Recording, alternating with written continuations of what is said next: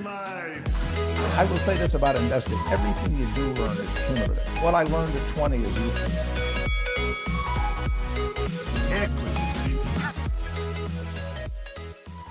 Equity Mates, episode number 12. Thanks for joining us, guys. I'm Bryce, and as always, I'm here with my Equity Mates buddy, Ren. How are you, mate? I'm good, Equity Mate. That's good to hear. It's been another fun week for us both, and we're excited to bring you an expert investor this week. Yeah, so Michael Glennon is the founder of Glennon Capital, and he specializes in investing in small cap companies. As the name suggests, small cap companies are companies with a smaller market capitalization. So, you're not investing in your Combanks or your Telstras. You're investing in companies that are a little bit smaller and potentially have a little bit more room to grow. So Michael has over 17 years experience in financial markets and over 15 years experience as a portfolio manager and a director of several boutique investment management firms. As one of Australia's most experienced small cap fund managers, Michael was one of the first managers of a boutique listed investment company, running the listed investment company Pacific Strategic Investments, which is now part of Brickworks Investment Company, an $800 million investment company. While at Adam Smith Asset Management as a specialist small companies manager, he was awarded the IMCA Money Management Fund Manager of the Year for small cap Australian equities. Michael regularly appears on ABC Radio, CNBC, and the Australian Financial Review, and contributes regular updates on stocks, sectors, and other topics of interest. We're really excited to bring this interview. We got a lot out of it, and we're sure you will too. All right, well, here with Michael Glennon from Glennon Capital. Thanks for being with us today, Michael. We'll get straight into it. So what got you interested in investing? I think I had a pretty inquisitive mind when I was young, so I was always looking at different businesses and investments, and my parents worked for themselves and they bought their business off my grandfather, so I'd always thought about working for myself and different things like that. So when I first started out, when I was at uni, I went to uni part-time and I worked at ANZ looking at small businesses, and that's where I started to get that interest in investing in businesses. And I think I just had that wanting to get involved and see what drove businesses. So, did you study any sort of finance-related degrees? Yeah, look, I did an economics degree. I liked it. I found that looking at the supply and demand and what affects businesses, and if everyone's making it, it's a really good foundation because fundamentally they're these key things that we look at in investments. So, if you're looking at that basic economics. And in that degree, you do a bit of accounting and a bit of law and things like that. So they're all good things to have, to form that foundation for how you think about businesses. And it's true that simple supply and demand. I think about business. It's a business that you're buying, and it's no different to us going and setting up a business. And we go and set up a coffee shop, and you really just break it down into very basic things. So, how much did we sell? How much did we sell it for? What are our costs? And how much comes out the bottom? And so all this fancy stuff that goes on in, with capitalising stuff, that's really at the end of the day, if we look like we've got a profitable business because we're capitalising everything, you don't think about it that way when you actually own the business. It's how much cash we've got in the bank. It's about cash. Can we make more? Or, someone's setting up across the road and they're charging less. How much less cash are we going to have? And I just think about businesses from that very, very simple perspective. If I own the business, how much cash am I going to get from the business? What's one of the hardest things that you found about starting to invest? Well, when you're young, it's capital. Yeah. How you get capital. So I didn't know what I was doing when I first started. So a good friend from school had sort of talked his way into a stockbroking firm, and they were doing an IPO, and I remember it actually. It was a coal seam methane company. I didn't even understand what that was, so I did a huge amount of research on it, just finding out what it was.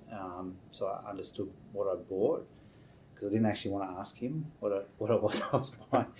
But I had no money, and he was, and this guy's been very successful. He's retired now. But he said to me, Mike, don't worry, just go to the bank, get a credit card, get a cash advance off the credit card, and there's your $3,000 to get into your IPO. And so I didn't do that, but the thought of that sounded horrible to me. But that, I put a small amount of capital in. I put $3,000 or $4,000 into that one thing. We made money on it. I wasn't sure why. I think I paid 20 cents and sold it for 25 cents. It was good. Interesting. It was a good experience. It's something we try and talk to our listeners about is putting away small amounts of cash sort of each pay so you can get that initial amount of capital to begin with, because not everyone has $4,000 or $5,000 just ready to go to invest, and it's definitely something that is a hurdle for a lot of people wanting to start but don't necessarily have the ability to do so. I think that's key. If you can get if you get your pay going into your bank account, and then you can put a portion of that, it's so easy now. Like, because when I started, you didn't have CommSec or E-Trade. Yeah. You had to call a broker. You had to transfer cash, which meant going down to the branch and doing it. So now you can go and do it, and you can buy it. Brokerage costs are so low. Save enough where it's not going to impact, and just keep adding. It's a good piece of advice.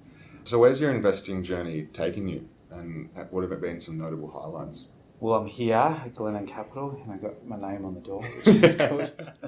So that's the journey. Nice. But it's a great, this is a great business, and investing's good. And if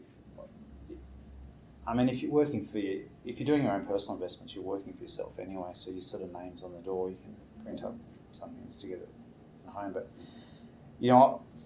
the advantage we've got as professionals, as you get to go and you talk to people. So the journey along the way has been really good, and I've worked with some amazing people. So I was lucky enough to, when I was young, my first exposure to funds management, I think I was 22 or 23. I left ANZ when I finished my degree, and went and worked at Mercantile Mutual, and that has produced some of the most amazing small cap managers in Australia. How long have you been running Glennon for? This business we set up in 2009. We got a license in maybe 2010, and that's sort of when we kicked that off. Yeah. And so, just for our listeners, you're a specialist in small cap investing. Yep. Can you explain what a small cap is and how you became to specialise in that? There's 2,200, 2,300 companies listed in Australia. That, mixed in amongst that, there's listed funds and different things like that. What small caps are is the smallest. So the very smallest stock, up until our definition of it is anything that's not in the top 100. So we don't invest in BHP, NAB, CBA, any of the top 100. I don't know what's going on there. And I do find them a little bit boring. I think the really sexy end of the market's the small end. They're easier to understand. A NAB is like 10 or 20 of my companies. So everything outside the top 100 by definition is a small cap. The small ords is the stocks ranked from 101 to 300. So the top 100 is top 100. Then the next 200 is what the constituents of the small ords. By definition, but that then also leaves a lot of stocks that are outside of the index for us to choose from to invest. So mathematically, it should make it a little bit easier to perform, because your choice set, if you're a top 100 manager, is those 100 stocks. If you're a small cap manager, you've actually got, say there's 2,000 stocks listed, you take off that 100, you've got 1,900, and you're only getting measured against the index stocks in the next 200, so you've got a big set of which you can pick, so it should make it easier to find 30, 40, however many stocks you're owning. Wow. That are attractive. So you're saying theoretically, you're saying that the ASX 200 is actually made up of 50% small cap? Half of the 200 will be small caps. We don't really invest, we're more skewed towards the smaller end, like under 300 mil is really where we play, because I think you can get businesses. It's a lot easier to get a business that goes from making $1 million profit to $2 million than to get a company that's making 50 million to go to 100 in terms of profit. Well, going off that then, what is your investing philosophy or style? It's common sense. I always view it as I can only have one investment, so any one of the stocks in the portfolio. So I think of them, number one, they're businesses. We're buying a business. You're not trading shares or whatever. You're buying a business. So that leans us towards thinking, well, investments need to be longer term because it takes, more than 3 to 6 months for, the decisions that management are making to come out in share prices and affect the profit. So, we're buying a business. The business we want at some point in time, if that was our only investment, to be able to generate income from that investment, preferably dividends. However, with small caps, a lot of them are using all that capital to grow, in which case that's fine. Because we're seeing the value of our asset increase all the time. And we're there as a partner to provide them with capital. That's our role if we understand the business, and that's a good situation. So, as I said before, if we went and opened up the coffee shop downstairs and it's growing and we want to go buy some seats and we want to put some umbrellas up because it's growing, we're selling more and more coffee every day, we might actually not have any cash profit. And then the growth actually could be a problem that we need someone to bring someone else in to help us get bigger. And so that's our view on the small caps. If they're not producing cash flow, we're happy that the business is growing. So if you were to put it in under an umbrella, we talk in the show about value investing or growth or momentum, and you would put yourself in the growth? I can tell you what I don't put myself in. I don't put myself in technical analysis because I don't understand it at all. Yeah. I just think I'm buying a business. Yeah.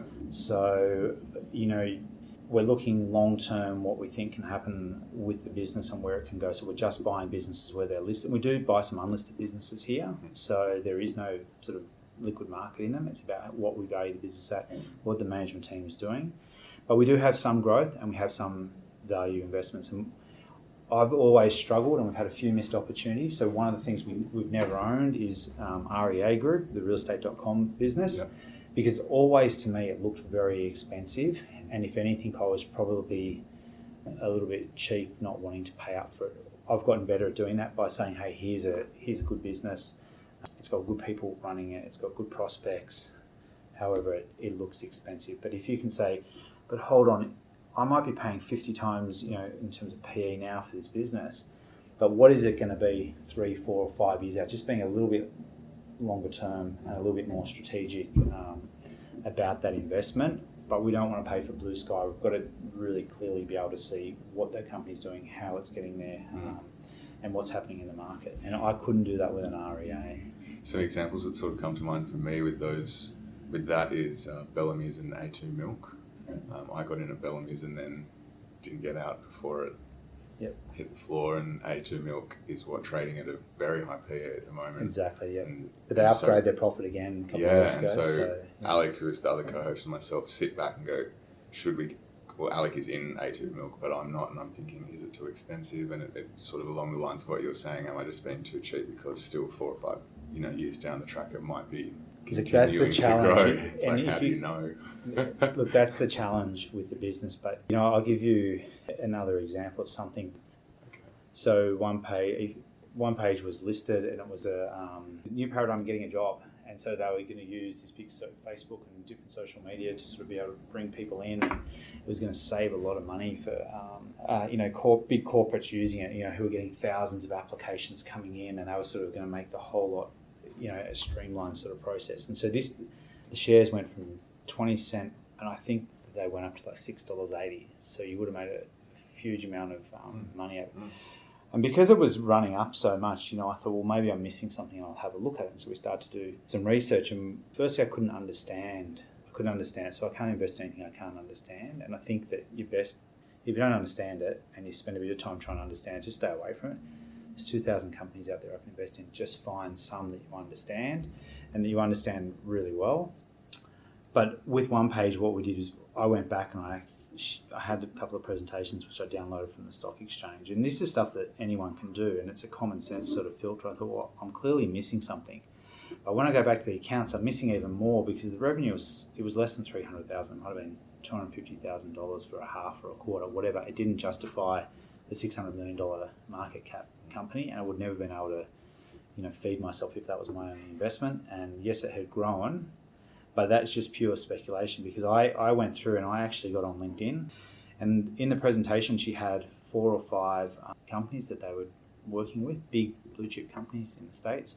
So I emailed the chief technology officers of all those businesses, and we had great little banter on the email, and then all of them didn't respond when I asked them. We had banter about one page, what they would be prepared to pay for that service, and not a single one of them replied to that email, which made me think none of them are going to pay anything, and they were all using it because it's a free trial, and it was obviously free because there was no revenue coming into the business. And now that stock's suspended, you know, they're kicking her out, and it's back at 20 cents at $1. You know, we were talking about shorting it. You know, we did. That was one where we got in there and I couldn't understand it. I did some work on it. I should have been able to understand it, and I couldn't. And as a result, now you felt bad when it was running up, and there's this fear of missing out. Should I get in? But on the way back down. Interesting. Well, you mentioned in there that one piece of advice is to, for someone starting to invest, is definitely invest in something that you know and understand. Is there any other pieces of advice that you would give to someone starting out? I think that it's that common sense. Just think about it as you're buying a business, and you know, you're really just buying an asset. So it doesn't matter whether you're buying a business or if you're buying a car. You've always got this decision about you're buying an asset. So it's not trading shares, and as I said, look, I don't understand the technical stuff where these lines all cross each other and they go up. I don't know anything about it because I think I'm buying a business, and I go out and I see a lot of these companies and I talk to the people running the business, and they don't talk about the lines either. So if you're thinking about it, it's about value. So if you know that you want to buy, you know, a 5-year-old Commodore and it's worth $20,000, if you can pick that up for $18,000, you sort of instantaneously made money. And you look around and you look online, you go see it, and it's the same with shares. If you know that, you know, I don't think coal companies are great, but if you can pick up one on a PE of 3 or 4, and you don't think there's any sort of downward risk in terms of the coal price, you're getting a bargain. So look around, hear through, you know, ignore all of the noise. We've made good money just by having common sense. You know, if a company misses a number, you know, forecast earnings number by a small amount, you've seen it just happen in this reporting season, and the share price is down 30 or 40%. That business is not 30 or 40% smaller because they missed a small target. So I think it's just common sense, know what you're buying, and having a bit of conviction, because to make really good money out of shares, you have to own them for the long run. You know, you have to start, and if you start when you're young and you hold them for a very long period of time, you can make, you know, fantastic money. I wish I'd never sold a share, because I've had some amazing things that I've sold too early, and I've gotten better at holding them. That's a really good piece of advice, and it's something that I'm still learning as well, is the value of patience and the value of time when it comes to this sort of stuff, and compound interest as well. That's the big thing, the compounding. Reinvest your dividends. It's like free money, the reinvest. You know, it's just so important, that compounding and reinvesting. And you know, I saw something the other day that, and so this is relevant for young people. If you invested something like $5,000 when you were 14, which is a big ask, I guess, but then you only put $1,000 in a year until you're 19, and you reinvest all of your dividends into the market, you know, you end up, and it's a long period of time, but just from that small investment, $265,000. Wow. Something of that magnitude. You know, it's a big number just from a very small investment, and the compounding at a low rate. So, and then if you add to that all the time, and that doesn't include adding to it, and then if you add just a little bit of money to that, you know, $1,000 a month or whatever it is, you know, you end up with a very big portfolio. Well, what has been one of your best investments? And this doesn't have to be a financial investment. It can be anything that you feel has been of benefit towards your investing career. Yeah, look, I think the best investment for me, this is going back a long period of time, but and I'll be really honest about it, was a company called REAC, which was formerly Reinsurance Australia Corporation. It was listed. It was a reinsurance company, so it was providing insurers with insurance, and it went into, they stopped writing insurance and they wound down the book, the insurance book. And this is where one of those things we do talk about doing analysis. And so to be honest, I bought it at 28 cents and then I sold it at 26 or something like that, and I lost a bit of money there, and then I bought it at 24 cents and then I lost money. But the whole time I kept trying to work out, I knew there was a big asset base within the business, and I knew that for each of the insurance claims, and insurers don't like to pay out money, they try to fight you to. And so, you know, I wrote it, I lost money like consecutively all the way from, you know, 20 cents down to 28 cents down to about 7 cents. And I bought them at 7, and that was the very bottom of the market. And I bought more at 15, and I way surpassed the small amounts of money. You know, I sort of had a bit, and we still do it here.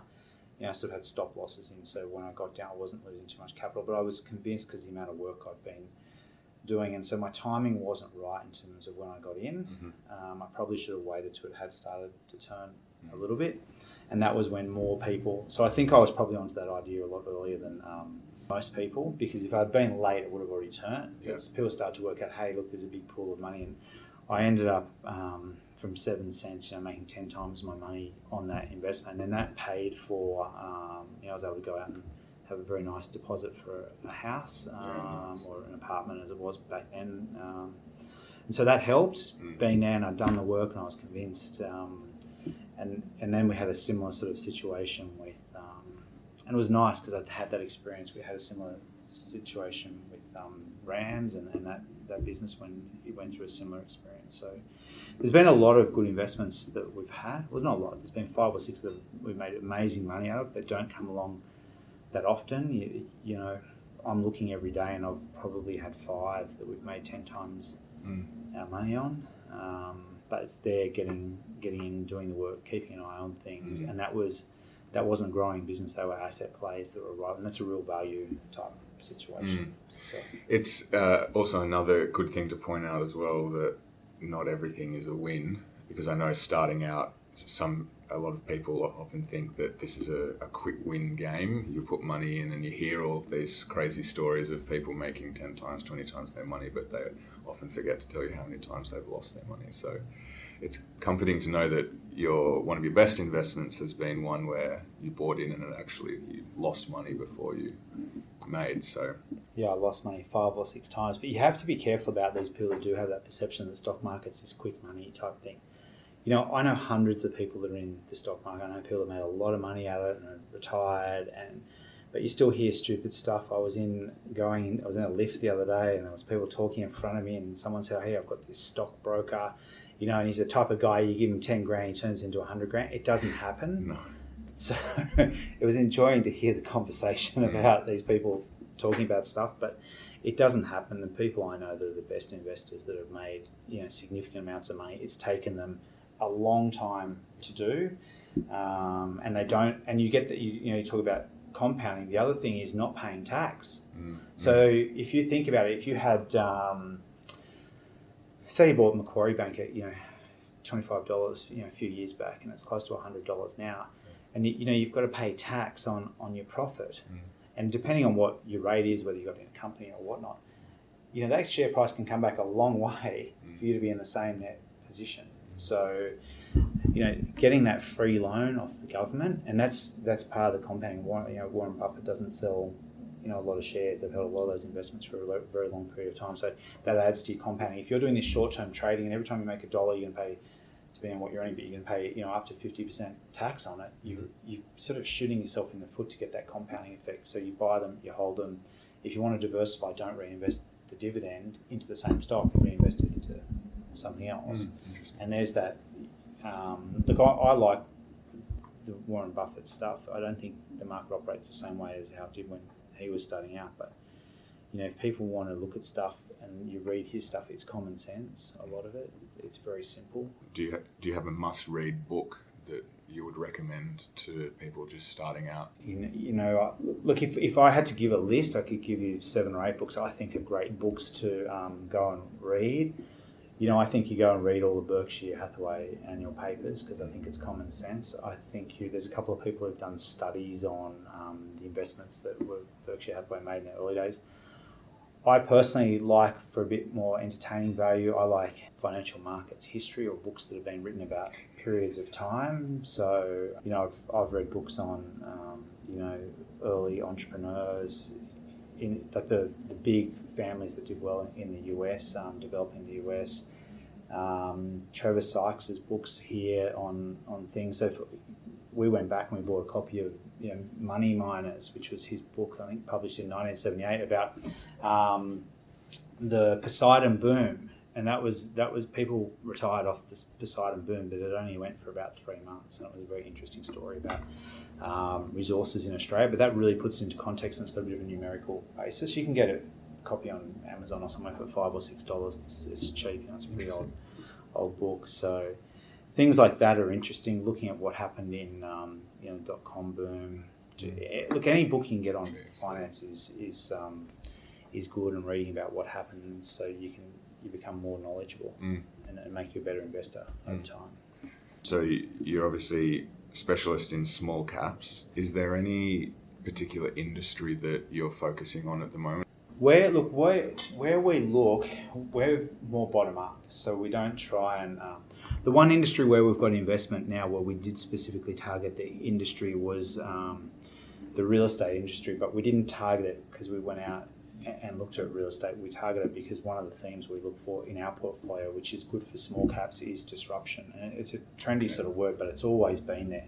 So you had all the ISPs were disrupting Telstra because Telstra was doing dial-up internet, and these guys were then able to buy sort of wholesale of Telstra and be smaller, operate at lower costs. And Telstra, getting back to economics, the area under the curve for Telstra to drop their price just a little bit meant they would lose so much money that they just didn't do it. So all these little players were sort of like feeding off the carcass of Telstra, and they developed into big businesses. So look at TPG, and that was really disruption in that space. And so we had a look, what's left to disrupt now. And so fintech is a big area where we've done well out of. But I think the next one for us, one industry I see that hasn't been, and every time I say this, we get emails on our website from disgruntled real estate agents, but real estate hasn't really been disrupted. So REA and Seek disrupted classified advertising, but real estate agents are still charging 2% to sell your house or open the door and show you where the living room is. So I think that will get disrupted, and you're seeing it now. There's Buy My Place, which is an interesting small business. We don't have a shareholding in it, but we're watching it. There's Purple Bricks, which is advertised on TV, and they've got now fixed. They'll sell your house for a fixed price. It's about $5,000. And then we have a business that we've got investment in, which is unlisted, called Local Agent Finder. But it's all about stockbroking. Used to charge 2% commission rates, and now I can trade as an institutional guy for 7 or 8 basis points. So massive price cuts there. And so that's been disrupted through things like CommSec and E-Trade, lowered the price. So now that filters through the rest of the market. In real estate, the price has dropped on Buy My Place and Purple Bricks, and I see that will shift and give a bit more price competition to the other guys. So it's a matter of picking who will do well. So we have a comparison website we're investing, because I think it will take a very long time for property to get disrupted. Okay. Travel got disrupted with things like Webjet, and we sold out of that too early. We were in there very early in the piece, and I think we sold it at about $4. And it's kept going up since then, because I thought everyone's using Webjet, it's over now. But the vast bulk of people are only just, your mass population's only just getting into that. So I got that wrong. We got out too early, but we still made a profit. You don't go broke making a profit, but it went up a lot more. Yeah. But it was that dynamic of people shifting from going to the travel agent or calling the travel agent to doing it themselves online. So I think that industries that do have high barriers to entry are the things that are... Look, there's no barrier to entry to becoming a real estate agent. It's a 2-day course to come. But to build a brand in that industry is hard. So on the disruption, finance has been disrupted, and there are big barriers to entry. But the barrier is capital. And so capital, if you've got the context... if I set up a business that wanted to provide some sort of... so we've got investment in Zip Money, and Afterpay has been a very successful company that is similar to Zip Money. It's different but similar, but they've disrupted because they're bringing technology in, and then they can raise capital at the same time. So the barrier is capital, but... I like the idea of Afterpay. That's an important point about if you live beyond your means and you constantly have a credit card and you're buying stuff on with Afterpay or Zip Money or whatever, it'll be hard to achieve those financial goals. Something that's been trending, and I'd like to know your thoughts, has been medical marijuana industry. Is that something that you're keeping an eye on, or you think it's a buyer beware, or what are your thoughts on that? It's an agricultural stock, and throw into the mix that it's an agricultural stock that's got highly regulated, licensing issues. That's my view on it. I think I can go buy an almond crop and it's unregulated, but it's subject to all the same factors that most agricultural stocks I'm sure some of the businesses will do well in that sector, but it's just a crop at the end of the day, and I think it's got a very small end market. Right. A video that you recently did on your website was about volatility. Mm-hmm. And something that I hear a lot of my mates talk about, people starting to get into it and they read it in the media, is how do you capitalize on a volatile market? Should we buy the index or jump in on a listed investment company that's following trend, that sort of stuff? What are some ways that you think beginners could capitalize on a volatile market, or is the market at the moment a buyer beware as well, in the sense that... No, I think I love volatility. That's probably what we said in the video. Volatility is really good if you know what you're buying. So for us, I'd probably have at any point in time, we only own about 40 positions in the portfolio. I've probably got 10 orders on now, a bit below market. I'm very patient. Sometimes I don't always get my stock, but because small microcaps are pretty illiquid, there can be a 5% spread between the bid and the offer price. So I'm happy to sit back. I'm happy to be patient. I'm happy to get my stock. If you read that stuff on Warren Buffett, in some of their investments, it took them 2 or 3 years to get their investment. So if I'm patient, I get stuff at the right price. And all the analogy is, if everyone thinks the world's going to end and they sell off a heap of stocks, it's like buying your $20,000 Commodore for $18,000. And if you keep picking up $18,000 Commodores, and they're worth 20, and you think that they're worth 40, you just get that little bit extra incremental return. And then I look at our shares in our listed investment company. I was surprised. Our largest individual shareholder, other than myself, was he told me what his average price was, and I was surprised. So he's just sitting there in the market, and when he thinks we get sold off because either someone's changed in their portfolio or they found something better to buy, he just sits there and picks them up cheap. Wow. Basically, he capitalizes on the stuff. We're capitalizing on the volatility as well. If you know the business, if you're comfortable with the business, and we're doing work. I'm excited now because we have seen all this volatility, and you've got like Forex has been sold off. You've had Ardent Leisure has been sold off. Adairs has been sold off. Godfrey's has been sold off. RCG Group's been sold off.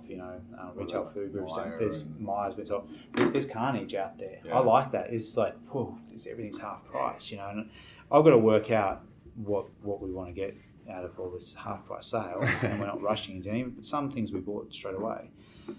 But surely in some instances that's because some of those businesses are crappy businesses. Yeah, but when you find the one that's not crappy, that's the one to buy, and it might have been the baby being thrown out with the bathwater. There's nothing wrong with the business. So, do you think the market at the moment is teetering on the edge, or is it overvalued, or in a broader scale, and then also in a small caps? I have no idea whether the market's overvalued, because the market, when people talk about the market, they talk about the index and the index level, and the index level is like 90% top 100, and out of the top 100 it's something like 50% banks. I don't know anything about the banks. I look at a lot of businesses, and I don't think that I don't like the price they're trading at. So we run a watch list of about 200 resource companies, and maybe about, I don't add it up, but maybe 400 or 500 industrial businesses, so that we can keep an eye on all them. And if anything happens with the price, every week we review it, and it spits out things. We put a price in what we think that business is worth for what we know. We're constantly updating it. We've got a couple of young analysts that do that, and that helps us keep track of this big list of companies. So I don't worry so much about the markets on an individual stock basis.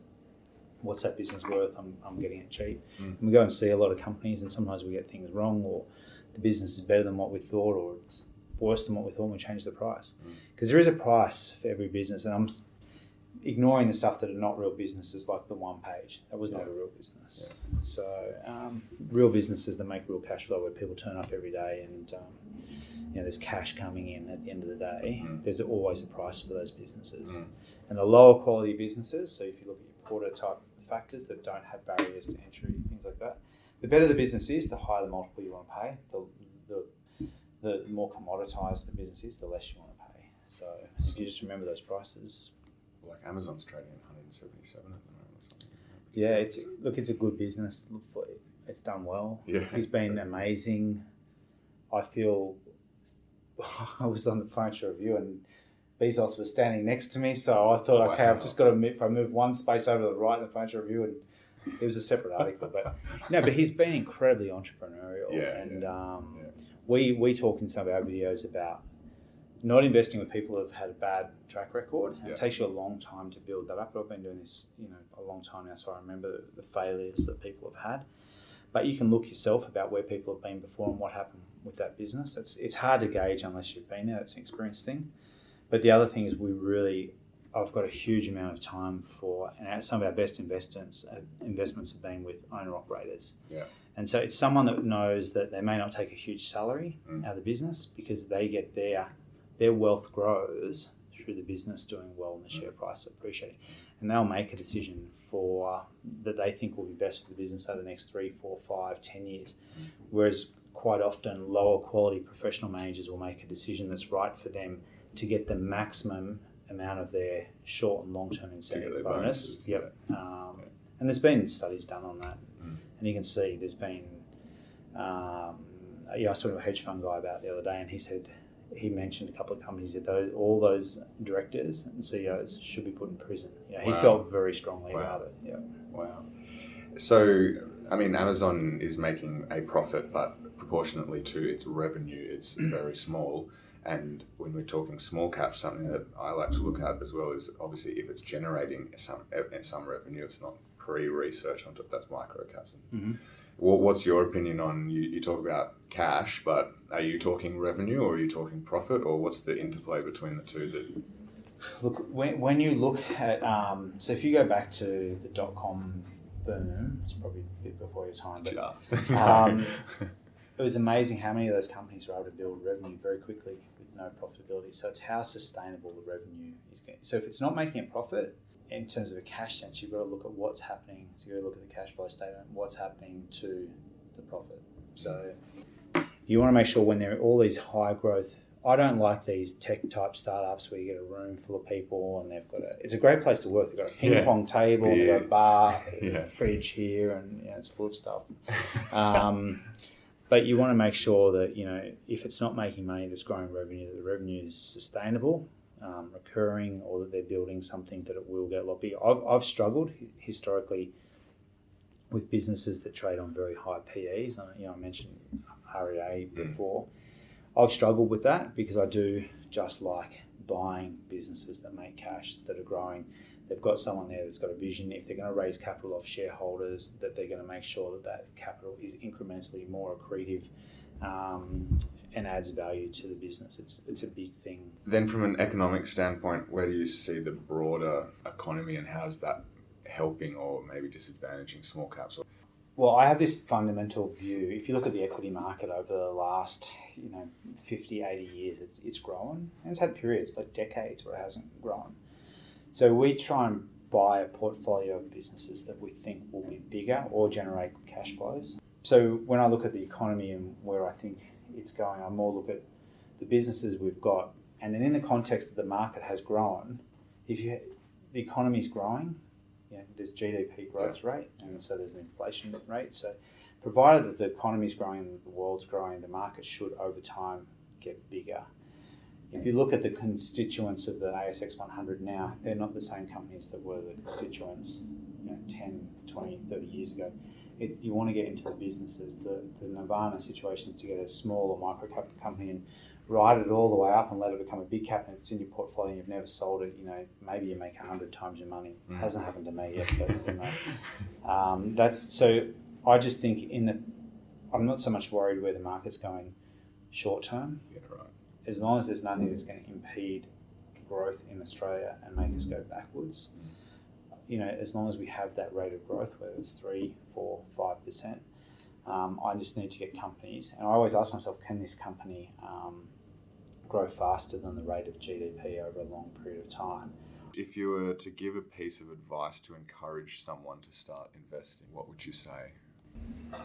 I think it's daunting. I think if you want to be if you're very conservative, which you should be with your money, I think there's easy ways to get in. I think that the easiest way just to get used to the process is to buy. If you take a long-term view and you're buying something that's sensible, that if you want the lowest risk approach, because the market over time does go up and in the short term you might lose some money, buy an ETF of the index. It might go down 3-6 months, but I'm pretty confident, over the next 3, 4, 5 years, as the economy grows, the stock market will grow, and you won't lose money on that. So that's the basis. Then you've got familiar with the process of buying and selling, how it works, and using whatever software you're using. I think CommSec and E-Trade are great platforms.